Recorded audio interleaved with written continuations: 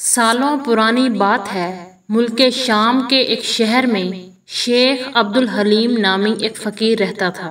شیخ عبد الحلیم کوئی عام فقیر نہیں تھا، بلکہ لوگ کہتے تھے کہ اس کے پاس اللہ تعالیٰ کی دی ہوئی فہم و فکر کی ایسی دولت تھی جو کسی بادشاہ کے خزانوں سے کم نہیں تھی، مگر اس کے کپڑے پرانے تھے، دستار میں گرد جمی رہتی اور وہ صرف ایک لکڑی کے کٹورے سے بھیک مانگا کرتا تھا۔ ایک دن صبح کا وقت تھا اور سورج کی پہلی کرنیں مسجد کے مینار پر پڑ رہی تھیں۔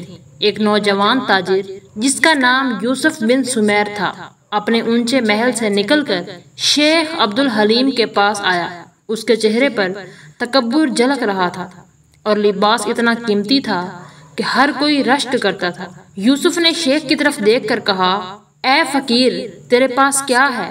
تو نے پوری زندگی بھیک مانگ کر گزار دی اور مجھے دیکھ میرے قافلے عرب کے ہر بازار میں چل رہے ہیں، کیا یہی تیری عقل ہے؟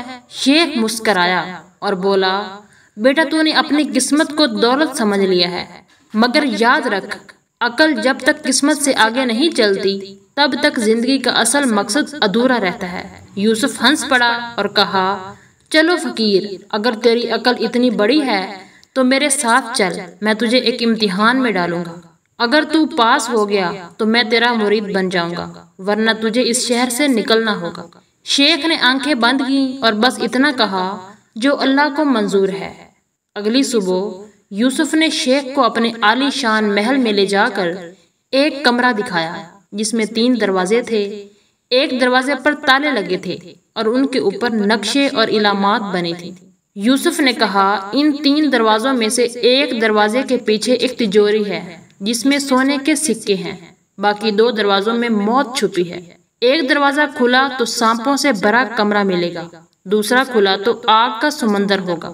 تیری عقل کہتی ہے کہ کون سا دروازہ کھولا جائے؟ شیخ نے نہ تو دروازوں کی علامات دیکھی نہ تالوں کی بناوٹ، بس سجدے میں گرا اور دعا کی، یا اللہ، میرے دل کو صحیح راہ دکھا تاکہ تیری رضا میں فیصلہ کر سکوں۔ کچھ لمحوں کے بعد اس نے پہلا دروازہ کھولا اور ایک اندھیرے کمرے میں داخل ہو گیا جہاں کچھ نظر نہیں آ رہا تھا۔ یوسف ہنس پڑا اور بولا، فقیر، اب تیرا کھیل ختم، یہ اندھیرا کمرہ موت کی نشانی ہے۔ مگر تب شیخ نے اپنی لکڑی زمین پر ماری اور ایک نکتہ کہا، جہاں اندھیرا ہوتا ہے وہیں سے روشنی کی شروعات ہوتی ہے۔ کمرے کے اندر ایک روشن دان کھلا اور ایک چھپی ہوئی تجوری نظر آئی۔ جب تجوری کھولی گئی تو اس میں واقعی سونے کے سکے تھے، مگر ساتھ ہی ایک کاغذ بھی رکھا تھا جس پر لکھا ہوا تھا، عقل سے کام لینے والا کبھی خالی ہاتھ نہیں لوٹتا۔ اس جملے کے بعد یوسف کا چہرہ اتر گیا۔ اس نے پہلی بار محسوس کیا کہ اس کی دولت اور تجارت شیخ کی حکمت کے سامنے کچھ بھی نہیں، مگر غرور جلد نہیں جاتا۔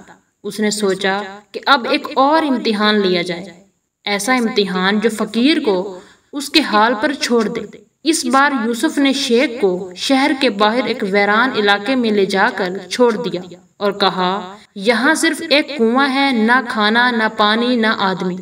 اگر تو واقعی عقل والا ہے تو 3 دن میں اس ویرانے سے نکل کر واپس شہر آ جانا، ورنہ میں سمجھ لوں گا کہ تیری عقل فریب تھی۔ شیخ نے کوئی جواب نہیں دیا، بس اپنی چپل اتار دی، زمین پر بیٹھ گیا اور کہا، جو اللہ چاہے گا وہی ہوگا۔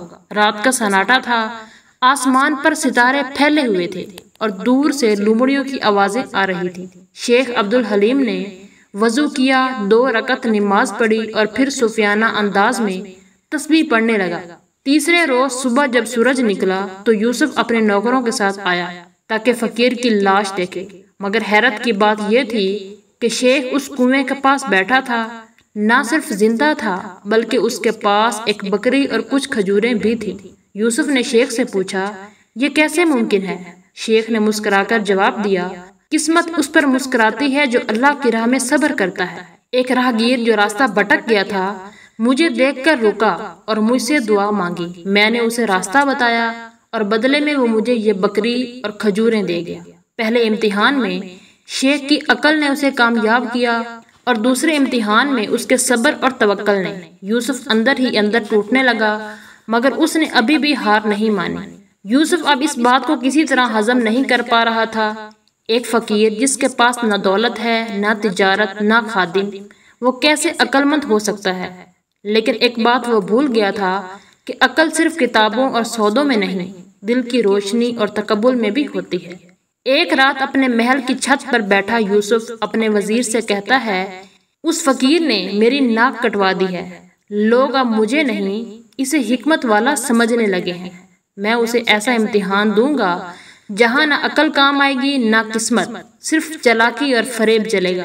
وزیر نے آنکھیں جھکائیں اور کہا، مگر حضور، اگر وہ واقعی اللہ کا بندہ ہے تو ظلم کی ہر چال الٹی پڑ سکتی ہے۔ یوسف نے کہا، اب وہ فقیر شہر کے سامنے میری عزت کا سوال بن چکا ہے، اب یا میں رہوں گا یا وہ۔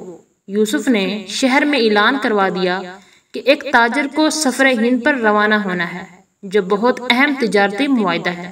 ہمیں اس کے ساتھ ایک ایسا آدمی چاہیے جو راستے میں اس کے مال اور امانتوں کی نگرانی کرے۔ اس کام کے لیے اسے 10,000 دینار ملیں گے، لیکن شرط یہ ہے کہ اگر راستے میں ایک دن بھی غلطی ہو گئی تو اس کی جان لے لی جائے گی۔ یہ اعلان شیخ تک بھی پہنچا۔ کچھ صوفی شاگردوں نے اسے منع کیا۔ حضور، یہ تو یوسف کی چال ہے۔ شیخ نے مسکرا کر کہا، جس کی عقل کا سہارا اللہ کی رضا ہو وہ کسی کی چال سے نہیں ڈرتا۔ شیخ عبدالحلیم قافلے پر جانے کے لیے تیار ہو گئے۔ اگلی صبح جب قافلہ روانہ ہوا، یوسف بھی اس تاجر کے بیس میں تھا، نقاب اوڑے ہوئے قافلے میں۔ اونٹ مال سے لدی گاڑیاں اور حفاظت کے لیے پہرے دار تھے۔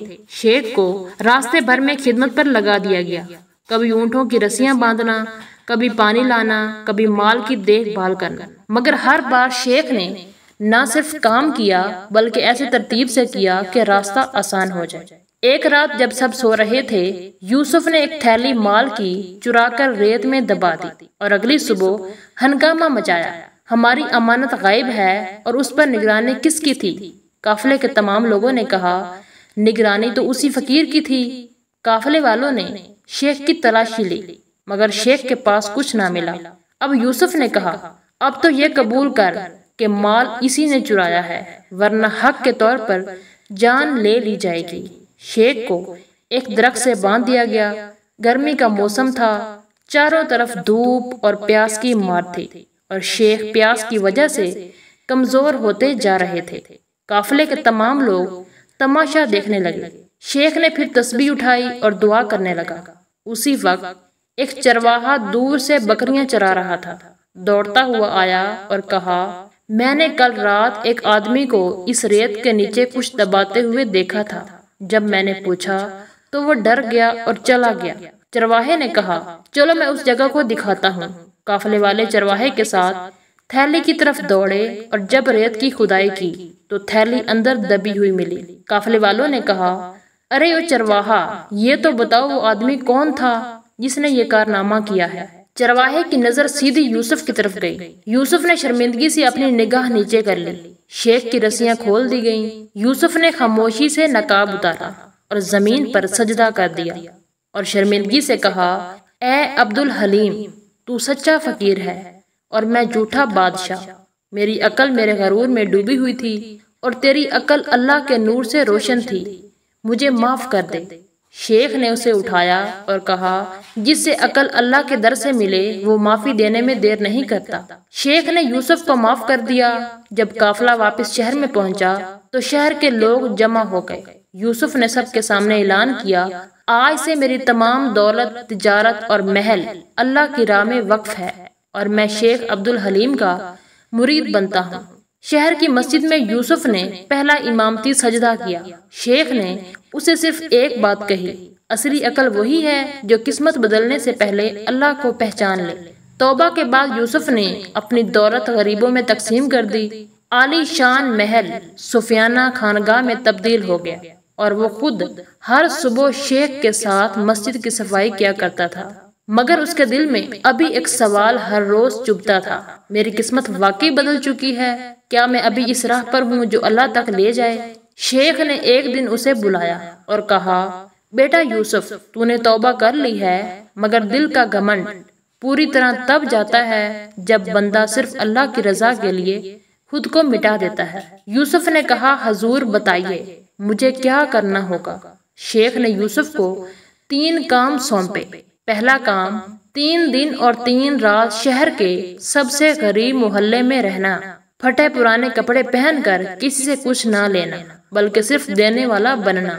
دوسرا کام، ہر دن کم از کم 5 لوگوں کی مدد کرنا، چاہے وہ چھوٹا ہو یا بڑا کام۔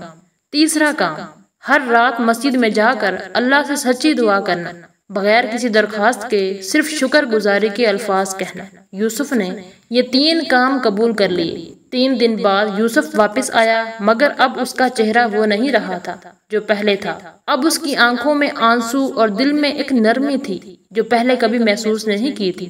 شیخ نے کہا، یہی اصلی عقل ہے جو دل کو روشن کرتی ہے اور قسمت کو بدل دیتی ہے۔ کہانی کا خلاصہ یہ ہے، عقل صرف دانش اور فہم نہیں بلکہ اللہ پر یقین، صبر، توکل اور دوسروں کی مدد بھی ہے۔ میں امید کرتی ہوں کہ یہ ویڈیو آپ دوستوں کو بہت پسند آئی ہوگی۔ سانسوں نے وفا کی تو اگلی بار انشاءاللہ ایک اور ویڈیو لے کر آپ کی خدمت میں حاضر ہوں گی۔ تب تک کے لیے اللہ حافظ۔